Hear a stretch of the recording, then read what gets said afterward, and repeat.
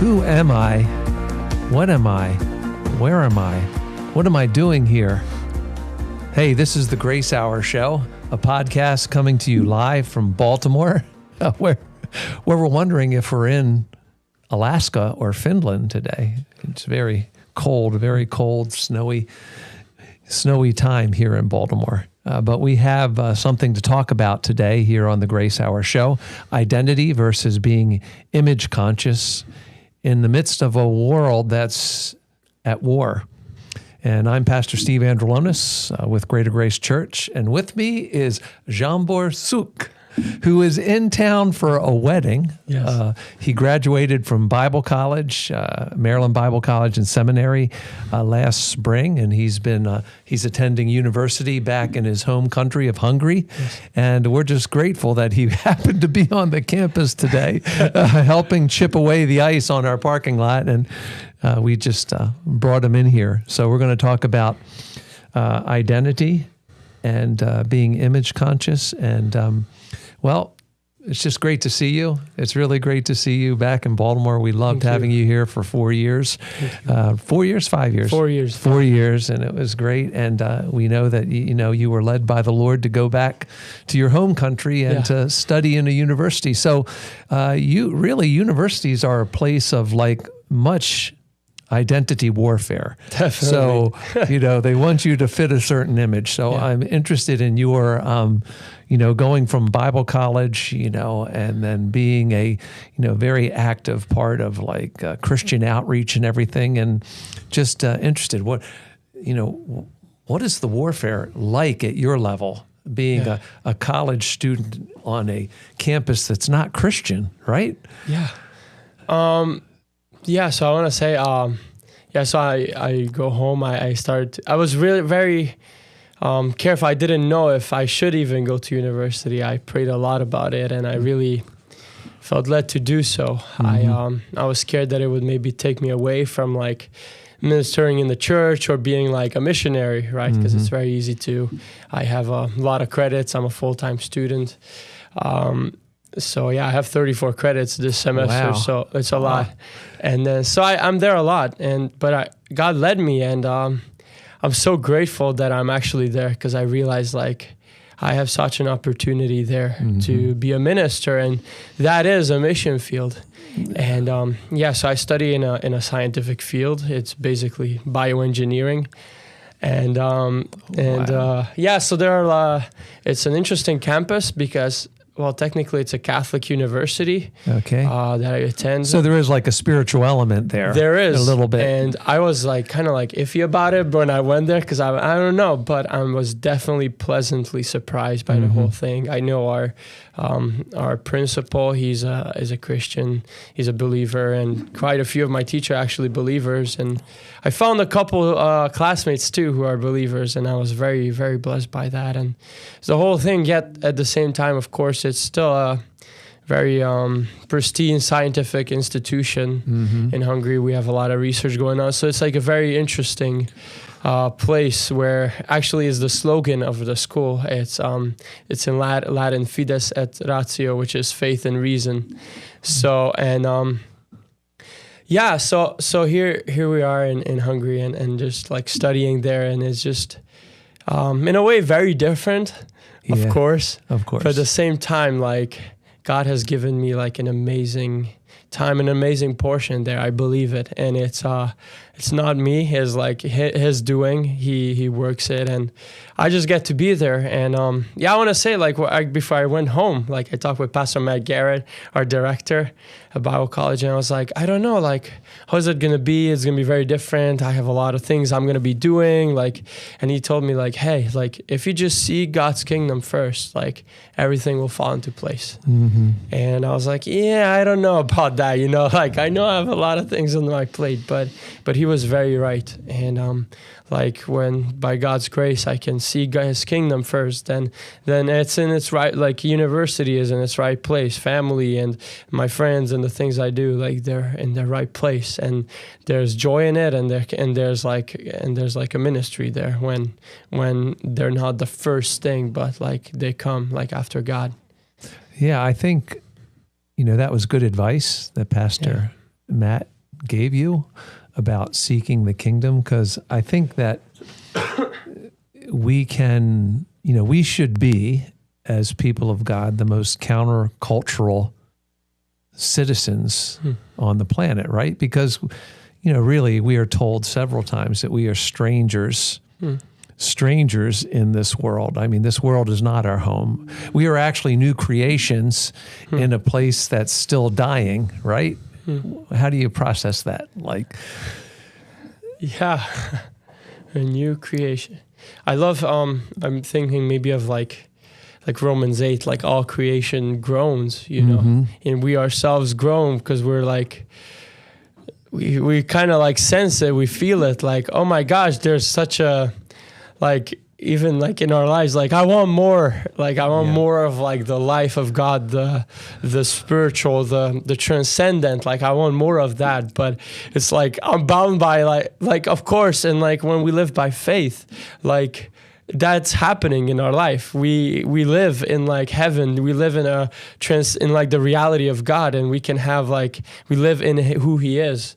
But like still, like we're still human, and we have like, of course, physical limitations, and we get tired. We fall into sin. We stumble, and we're like groaning, like come on, like I want more of it. But like and it's like such an interesting like little like dynamic that we get to have in our Christian walk.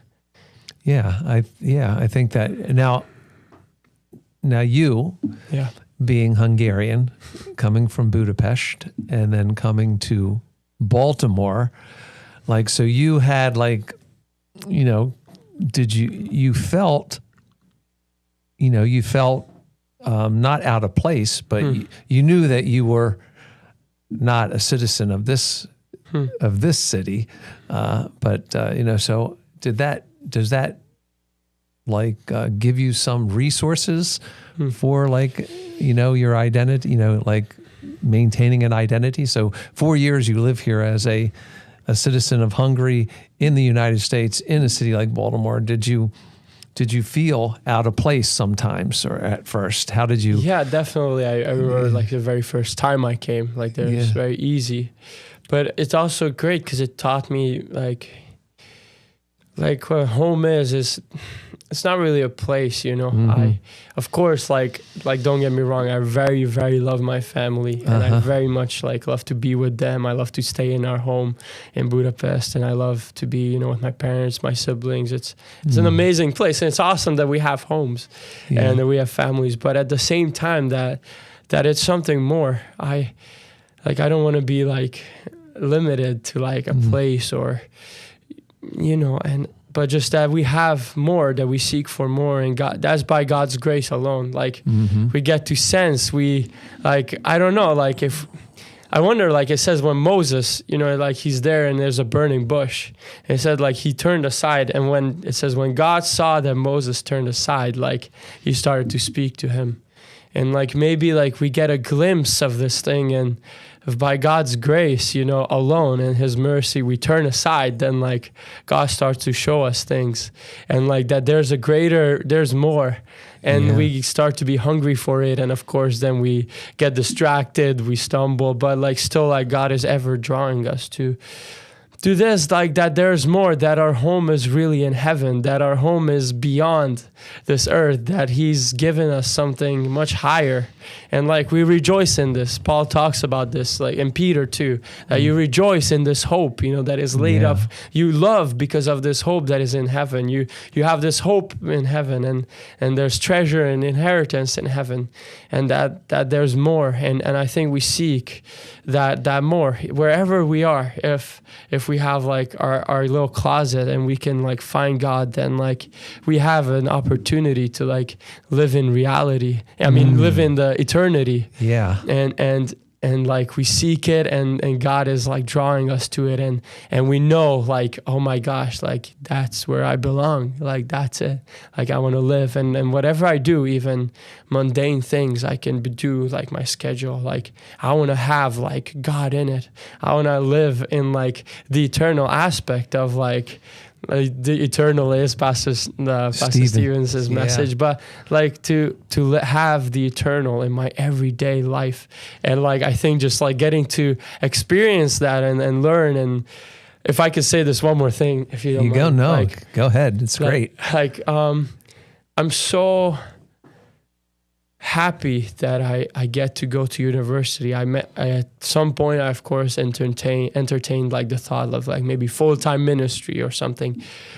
But I realized like, you know, like, oh, like I get to just like be with God and the Bible and all that. And like I realized like the days that I do have like the whole day, like I'm not necessarily like all that, like, of course I have amazing days with God, but like still like I get to go to university. I get to have like a full-time job or like a full-time occupation in the world. Like I get to see what people are going through. Like the average person is going through this. Not everyone has the opportunity to like have a full-time, like be a full-time minister and have like, I guess all day to like be with God or invest in people. But for many of the Christians in the world, many of our brothers and sisters, like they have a full-time thing that they do in the world. And like I get to experience I get to learn like how to bring God into like the everyday aspect of life. It's not just like when I'm on outreach or when I'm in church, when I'm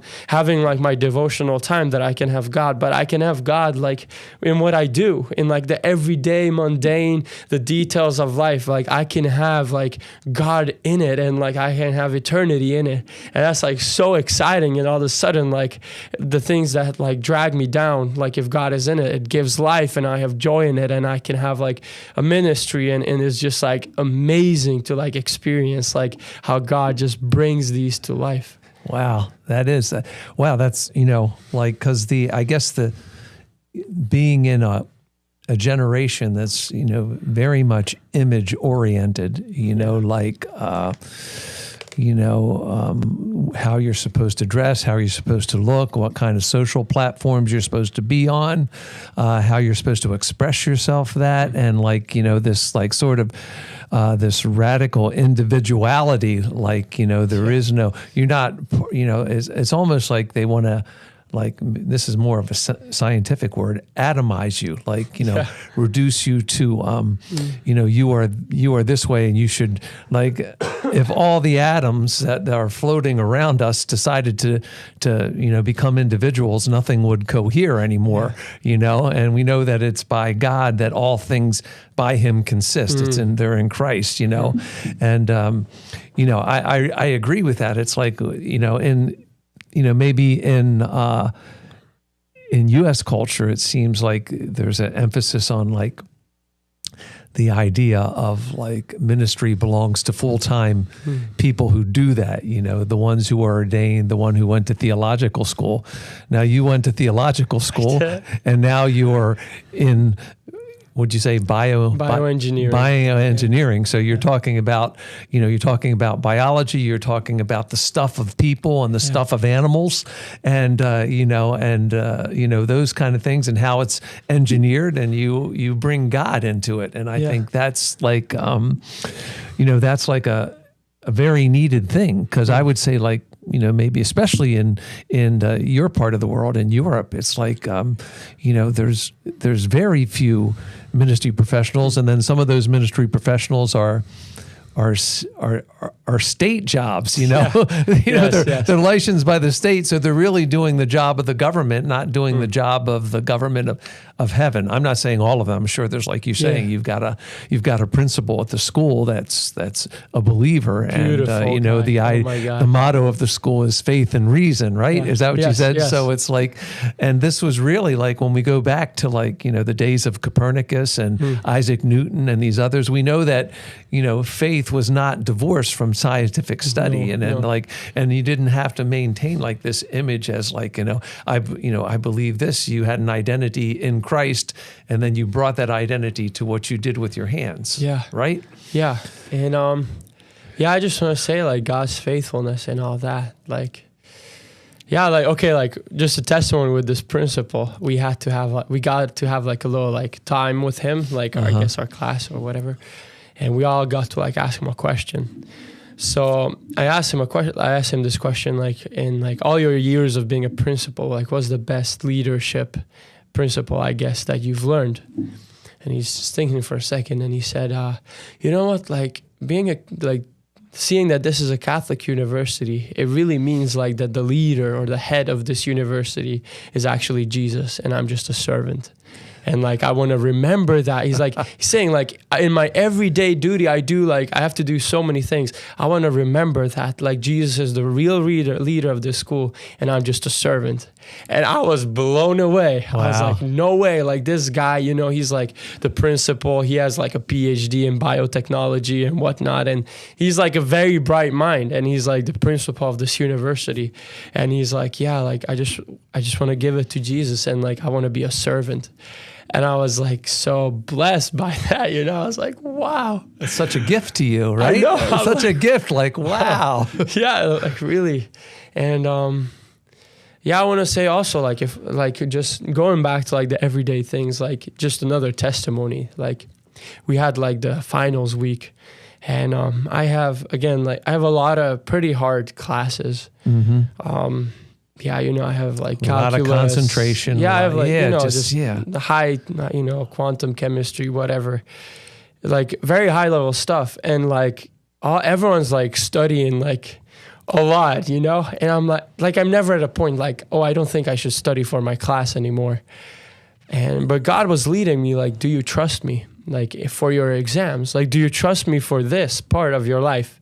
Like, I pray so much, like, before maybe I preach or before like I meet with somewhere I can minister, like, Lord, could you take this? And of course, God is faithful in those, but then God comes and like, God is like, do you trust me with this as well? Which seems like you should do more, like, hey, I should study more and like to get a better grade. But God is like, do you trust me with this as well? And like, it was a long process. And of course, like, you know, back and forth in my mind, and just like a lot of, and like, I'm very grateful that I said like yes. And like, God really brought me through this like season of like exams with like unreal grades. Like, I can't, like, all my classmates were like, how did you, like, I got 100 in calculus. Like, that's insane. Like, that is insane. That's insane. Yeah. And I'm like, all my guys, they're like, how did you do that? I'm like, I just prayed and I trusted God, and like, God really like led me. And like, of course,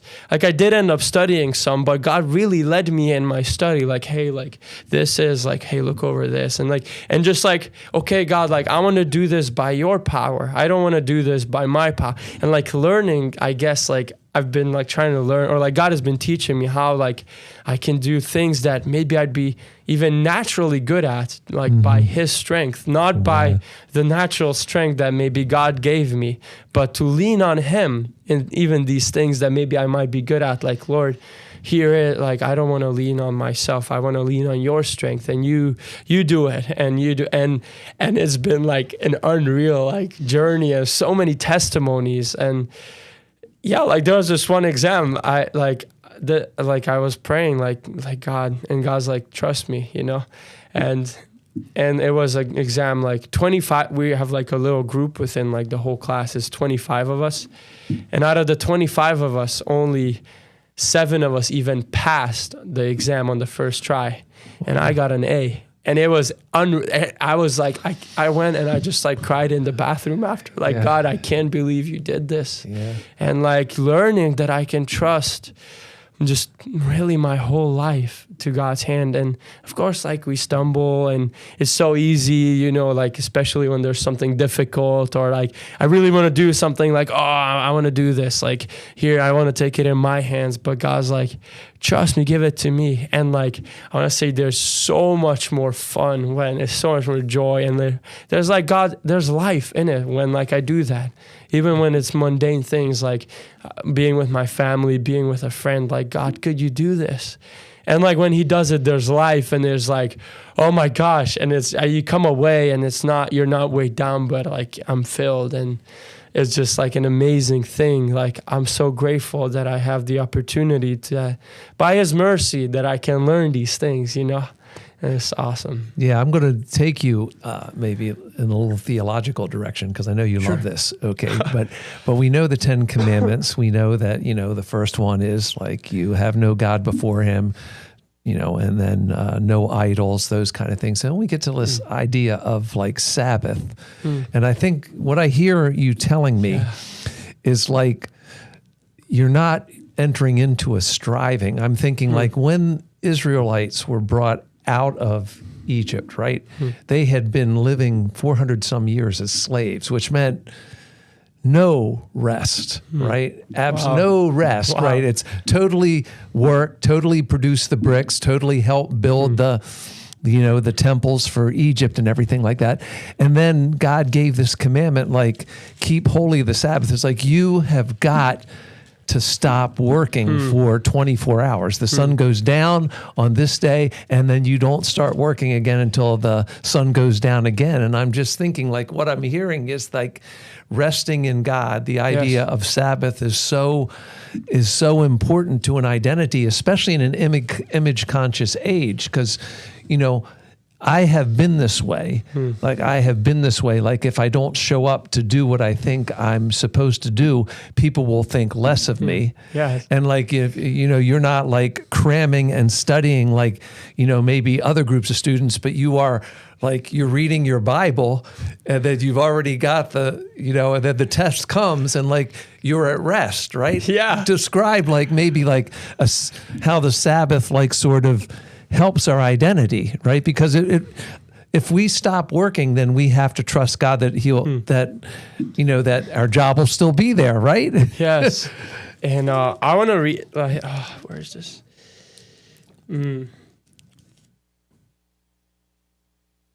Yes. So I was thinking like with Joseph. Yes, Joseph. Yep. Like he had God gave him a vision of like who he's going to be. And like he maybe had like this sense of like, oh, I'm gonna go and do it, or like, oh, I don't know what he had the idea, but then of course he gets sold to Egypt and he becomes also a slave. But God like then he gets into jail and he's there and like altogether like 13 years, I believe. Yeah, a lot of time. And I just like wonder what goes on in his mind. And then like they bring him and like. Thing about like in jail, he interprets the dream of two government officials, really, right? Really close officials too. Pharaoh's court. Yeah, and like all of a sudden, like he sees that, like it worked. I mean, he sees that what he said would happen, it did happen. You know, like I wonder, like. It's so easy to become proud. Like I see it in my life. If I do something through God and through God's strength, it's still easy to like have like, oh, I did it. Like I hate it, but it's like pride has like a way of like creeping in. And I'm just looking for this place and I'm sorry, and like I believe it's in Genesis 41. I can't exactly find a verse right now, but like Pharaoh has the dream and no one can interpret it. And then the cupbearer remembers like, oh, there was this man and he could interpret dreams.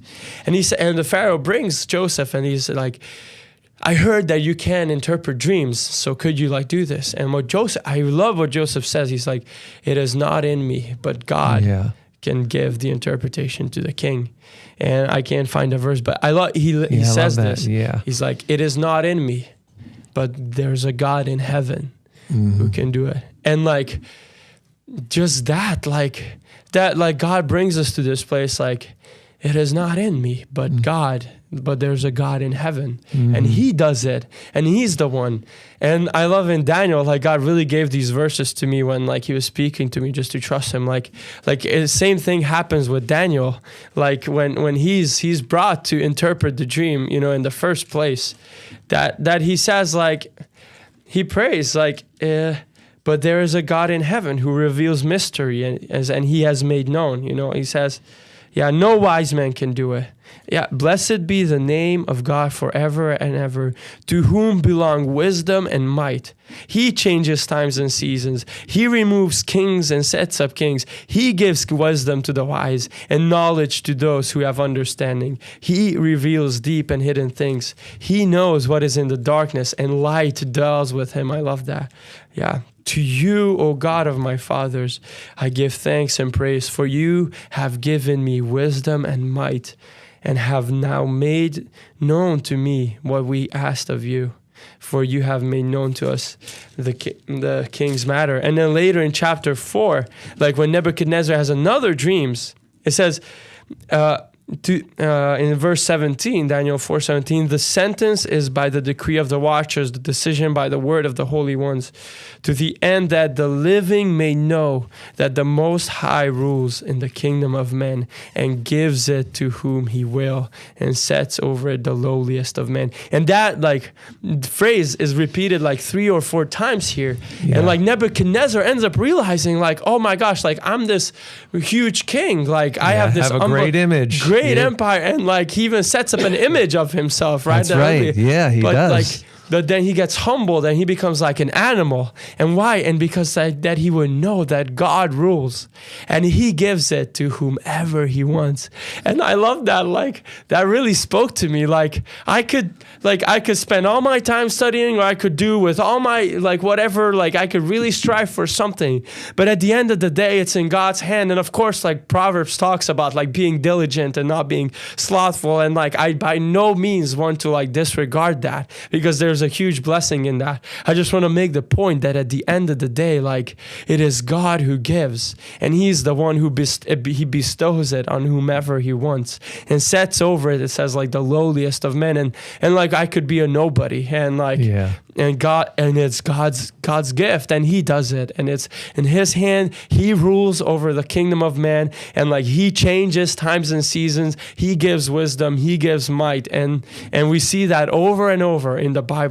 And Andrew Murray actually says this in one of his devotionals about the book of Hebrews, the holiest of all. At the end of Hebrews 11, he says history is really just a testament to God, what God will do for those who trust him. Mm. And I love that so much. All of history is just on display, what God will do for those who trust in him. And I want to live it's so easy not to live like that, so easy to live by sight. But God is bringing us, and by his might, really, I want to live like that, that he, he's the one. I trust him, and that's whatever amazing. He wants to do, do it, and then we get to enjoy his presence. Yeah, those are two, you realize people who recognize their identity in difficult situations. You're talking Joseph and Daniel. Yeah. Later on in the last chapter of Genesis, we see that Jacob has died, and the brothers are sure they have an image of Daniel as just biding his time, and then he's going to do what everyone else does, take his vengeance. Yeah. And then that's another great statement of him. Am I in the place of God? And this is this is where we have our identity. We are put in our places by God, but ultimately God is sovereign over us. And this is the identity that we have to have. So an image is I see an image is surface, and it has no power in it, but an identity in Christ is something that God establishes in the heart. And the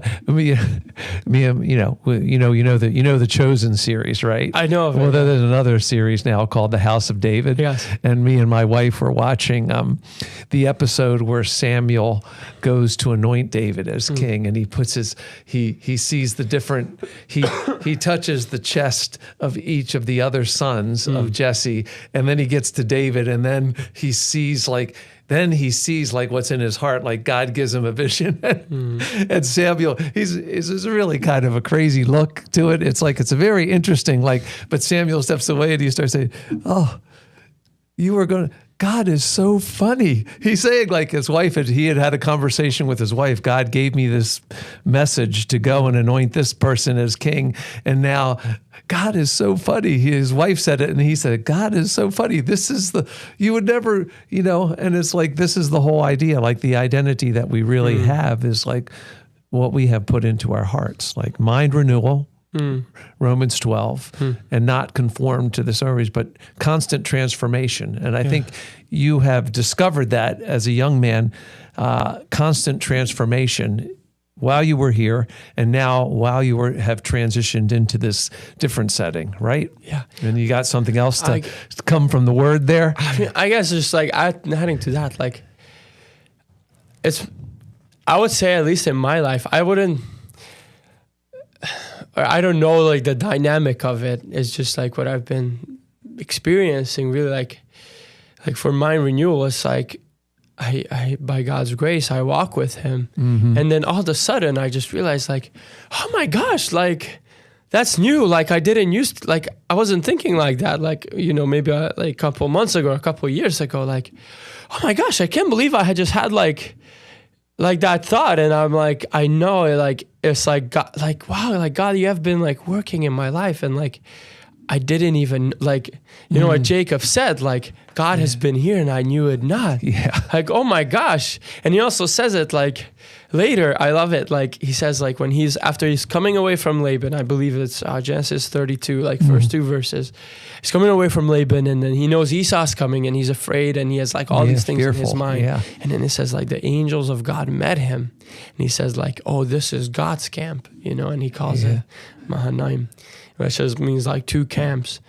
But I just love like he realizes like, oh, this is God's, like I'm like doing these things and maybe I'm living my life and of course like I see God, but like all of a sudden like God meets me and like, oh, this is God's camp. Like, oh, this is like God's, and God's doing it in my life. Like I just have like, like more or less like, I guess success or whatever. Like we just try to walk with God and like to be with him and really how it looks like, prayer and reading. But like, I don't want to make that like the idol, I just I want to have like, just like being with God, like as simple as that and how it looks like. We of course have disciplines, but like being with God is like the essence of it. Like,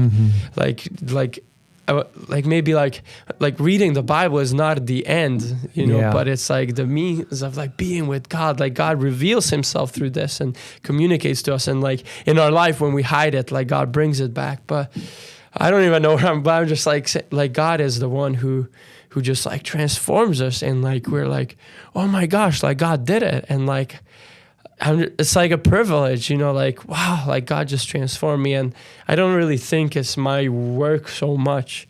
I have the pleasure of being with God, and I have like by God's grace, I have like God is drawing us and he's working in us. And I guess like I wanted to read that in Isaiah 26, like, oh Lord, you will ordain peace for us.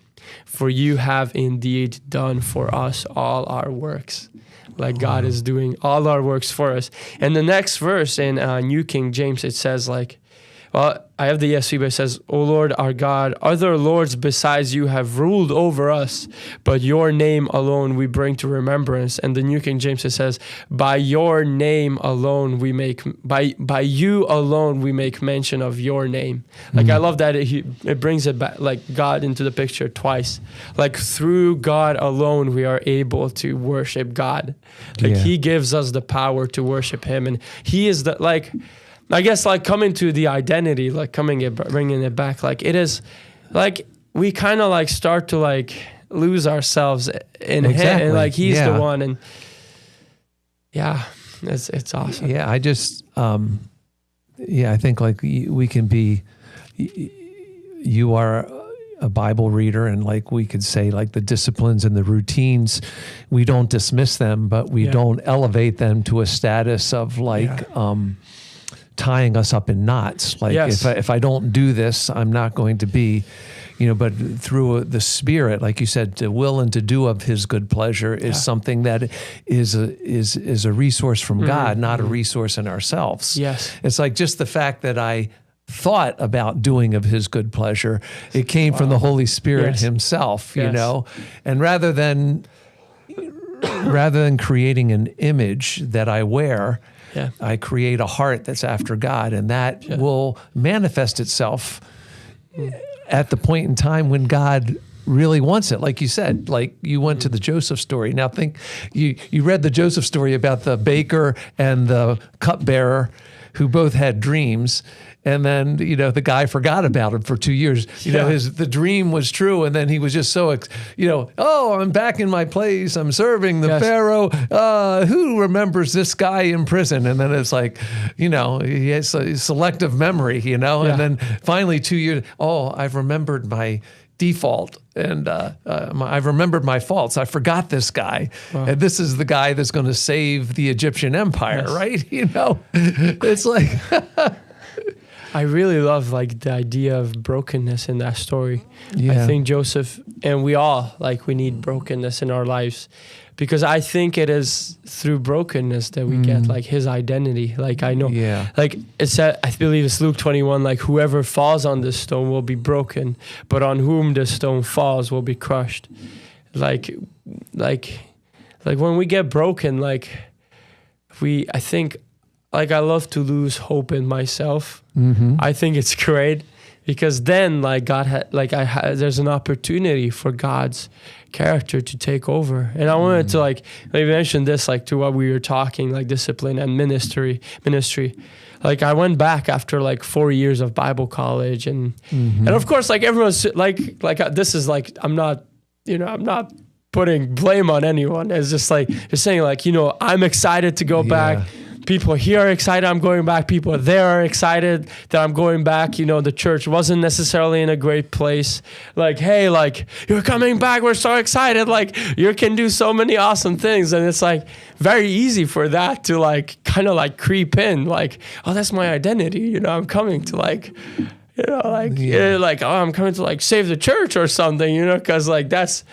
I'm not saying that's the expectation from anyone, but it's just kind of like creeps in, because like we're so sinful, you know. It's just like it creeps in my life, and like that, like I love, like I'm grateful for like the failures that like I've experienced, you know, even in like ministry or something. The steps of a good man, right? It says, though he fall, he shall not be cast down. Psalm 37, right? And I'm so thankful for that, because it's so easy for that to be my identity. Like, I'm a minister, or I'm a preacher, or I'm someone who reads the Bible and then tells other people about it. Like, oh my gosh, like I read the Bible, I'm so good, you know, like, oh my gosh, like I have a great like devotional life. Like, look at me, like I have a revelation from God, you know, and that's like, God is faithful for that thorn, like in Paul, you know, like, like God is the one who talks. Like, who am, like, come on, like, it's God's doing, you know, who am I? Like, God is.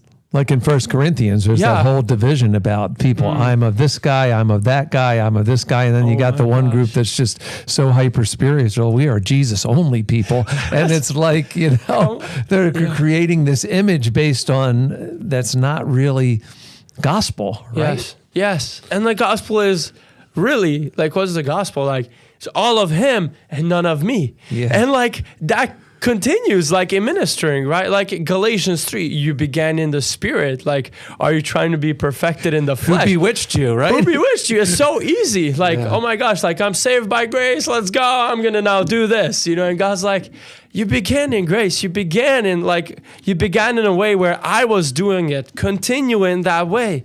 Like, what is our boast? You know, like Paul is saying, like, my boast is Christ. And it's so, like, you know, we stumble and like, oh my gosh, like I did it. But God is like, by God's grace, like God's grace, like that's it, like his grace. He's doing it. He saved us, and we're walking by his grace is what empowers us. He's the one who does it. And like, I want to boast like in what God did for me, or like I want to boast in what God is doing. I want to boast it, like that he's merciful to me. I want to boast that he's faithful. I want to boast like that he's gracious. I want that to be my boast. God is our boast. You know, we boast in you all the day long. Like, I want to talk like God is doing, like, God, thank you. You know, like, God, you're doing it. God is doing it. Like, thank you, God. Like if I did something great, like no, God did it, you know. And like God is teaching me, and I think probably all of us, that like, like don't have your identity even like if you did something great, like if you happen to be involved in something and something great happened, like no, like have your identity like God speaks like gracious to you, like God speaks favor, God speaks of mercy to me, God is merciful to me, God is with me, and like that is like who I am. I'm going to give you, okay, we're almost out of time here, 2 minutes. I'm going to give you, this is a quote from someone, Timothy Keller, true gospel humility. Like if I have true gospel humility, I stop connecting every spirit experience, every conversation with myself. So what do you say about that? Like you've been saying that, like it's all God, like who bewitched you? You started in grace. That meant that you didn't earn your salvation. And now you're living like image conscious, like you want to wear a good suit, you know, but it's not that at all, right? Gospel humility is, I think you just said it, but say it again. Yeah. Like that is God, like God does all our works in us. Like God is the one, God, it's by His Spirit, you know. And I want to say, it's like so easy to fall into like not that. It's so easy. Like everything we do is like we try to attach our identity to like I just did this, or to things or events, or like who other people could see us. But that's like so. We find our true identity only in Him. I want to say this like very early on in university. Where I got started to I have so precious memory in my mind. Like it was one of the early in university, and we were there at university, and it was a big class, and there was a question, and I answered it, but I said something like terribly stupid, you know. And people were like, there was like a lot of people, they laughed at it, and I was kind of like, there was like 100 people in the auditorium, 150 people in the auditorium, you know, people are kind of laughing at it, what I said, and I was like, oh my gosh, you know, I was like really like, you know how you feel, like you don't like it.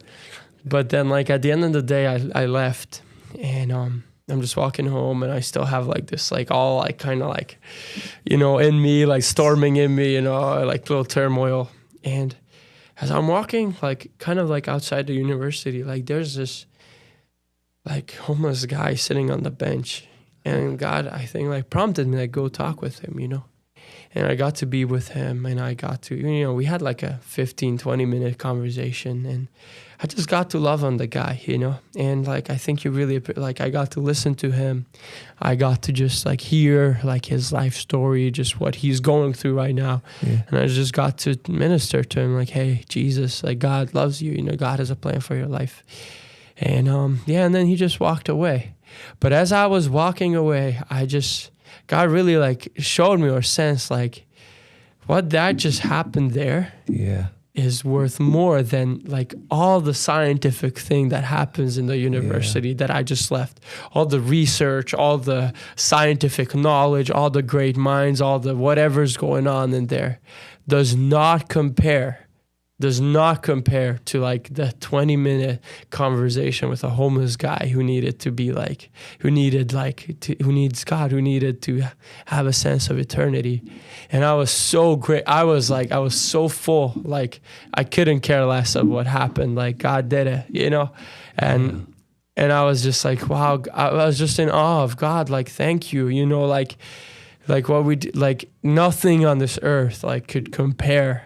Like it's not, the balance is not even, you know, it's not even a question. Like that like moment of eternity of like that we get to minister to someone, like just love up seemingly, you know, like just a homeless guy on the street is like far beyond. And I was just like, wow, God, that's amazing. Thank you. That is true. Well, you know, we are, you know, I read something from Amy Carmichael this week about being broken like bread to feed people. And it's just like, and you see the stories of Jesus feeding the 5,000 that they bought all the bits and pieces together in a basket. Nothing's ever wasted. And just a crumb of time like that changed your idea. You were, what was it? We have an ego, yes, but our ego can get deflated sometimes, yes. But then the Holy Spirit can fill us back up, and we become into the identity that Christ has for us, because we are chosen and known, and we are going to be perfected in some way. We are new creations. Yeah. Well, Zsombor, thanks so much for jumping in today. Friends, this has been the Grace Hour Show podcast that you can subscribe to on several platforms. Do so: Spotify, YouTube, Apple, Google. You can subscribe and hear this program every day. I'm Pastor Steve Andrulonis with Greater Grace Church. Our board director today, our engineer pushing all the buttons, Jehu Vandiver. Thank you so much. Tune in again, everyone. Subscribe and be a part of the Grace Hour Show as much as possible. Have a great day, everyone. Praise God.